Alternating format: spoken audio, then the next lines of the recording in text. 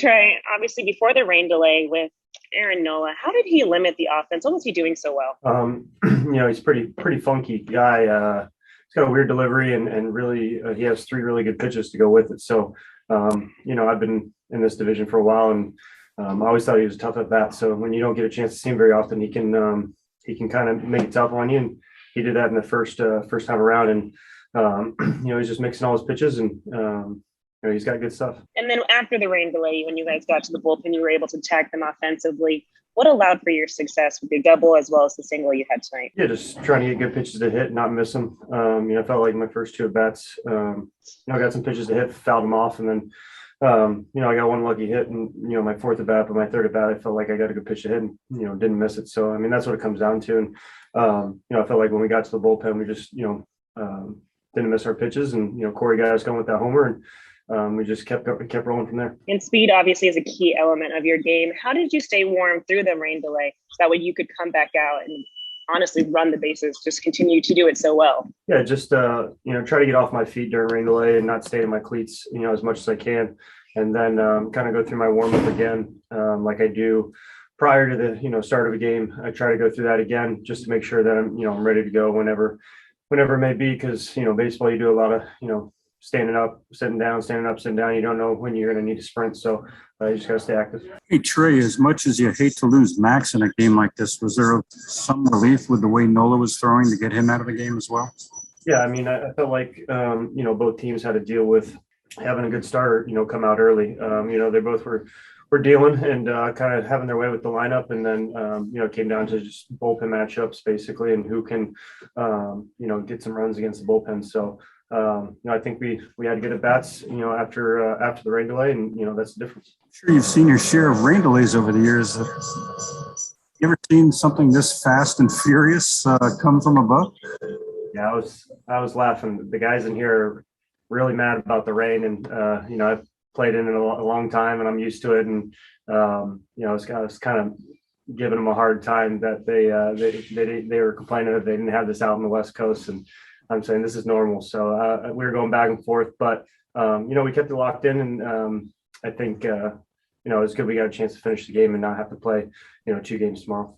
Hey Trey, now that you've had a few days sort of being at the top end of this lineup, seeing 1 through 8, the depth of this lineup, what sort of stands out to you about these guys? It's ridiculous. The depth's crazy, and the bench as well. It seems no matter who they put in the lineup and where, we're having good at bats, and we're stringing hits together. And then I feel like anybody can hit a homer at any time in this lineup, and it's fun to be a part of. It's fun to compete with these guys, and we just got to keep doing our thing and keep it rolling, like I said. But I think our lineup and our depth is going to be a big part of that. Does it change sort of like how you run the base and stuff like that when you're on base in front of those guys? I know Doc sort of said that you have a green light to go whenever, but like, just sort of change how aggressive you are, anything like that? Yeah, I base a lot of that off of the score of the game and the situation. So, and whether or not you can read the pitcher well and who's behind the plate. I take a lot of things into consideration, and sometimes just staying put's the best thing. Having the pitcher worry about you on first base as opposed to even stealing the base in scoring position sometimes is a good thing, and let those guys hit some pitches behind me. So I run to try to get myself in a better position to score runs. That's what I care about, is scoring runs, not stealing bases. But you never know when you can go first or third or score from, first on the hit. So you just got to be ready for anything. Trey, I have to ask about that slide and pop up when you scored on that Will Smith single. It just looked so flawless and seamless and easy for you. Where did you learn that slide just to come in under the tag and pop back up on your feet instantly? Been doing that a long time. I don't know. It's just how I slide, I guess. I try to not hit the ground very hard because it usually doesn't feel great. So I try to be as, soft as I can on slides, whether it's head first or feet first, and, try to obviously avoid tags, but it's just how I've slid, basically my whole life.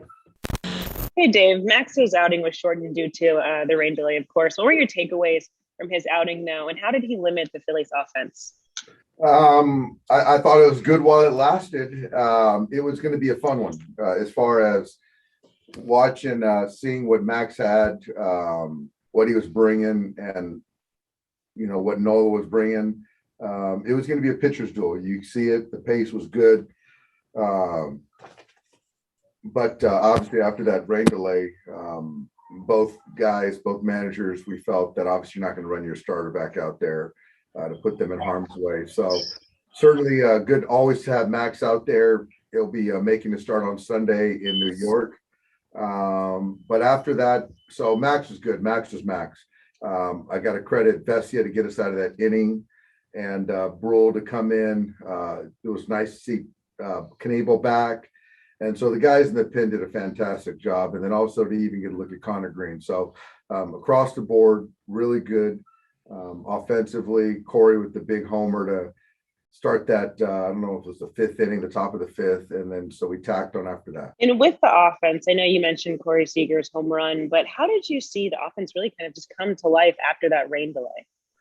It was good. It was good. I thought we took really good at bats. Got in their pen, obviously, by way of the rain. But it was good. And we put up a couple crooked numbers, but it could have been bigger. We had some opportunities later that we didn't capitalize, but I thought the bats were really good. Hey, Dave, of the 6 relievers you used tonight, how many of their names did you know 2 weeks ago? Yeah.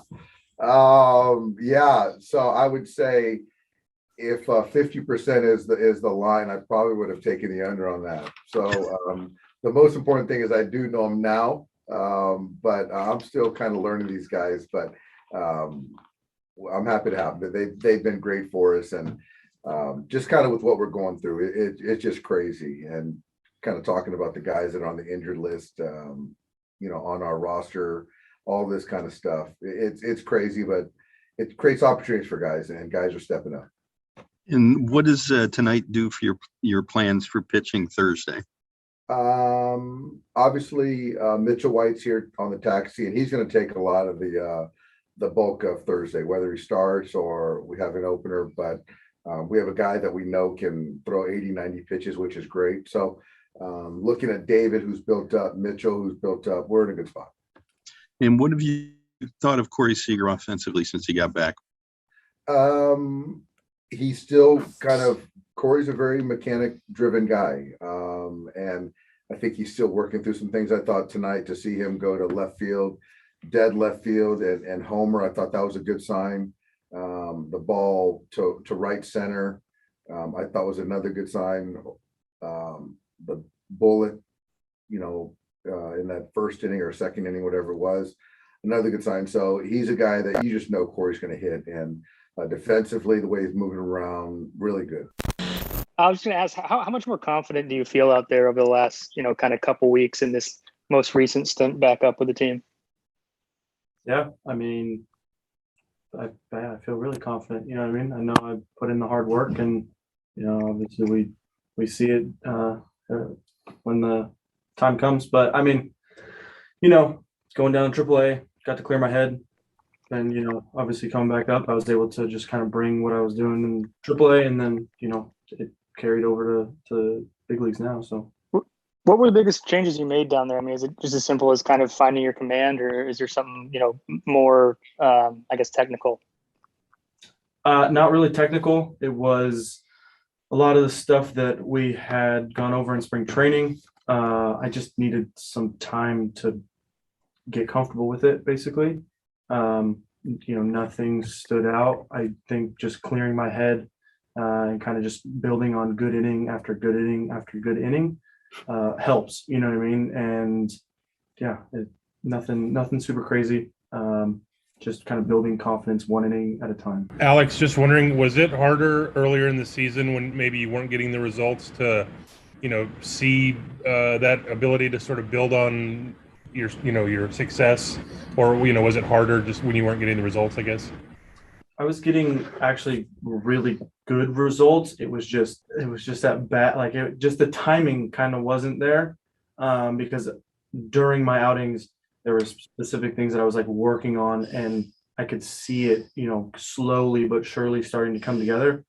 It was I would walk 2 guys in a row, and then I'd punch a guy out, right? And then I would walk another guy, and then I would strike him out on 3 pitches or something, just little flashes of it. And now it's being able to now just, fully pound the zone and kind of command it the way I know how to do it. So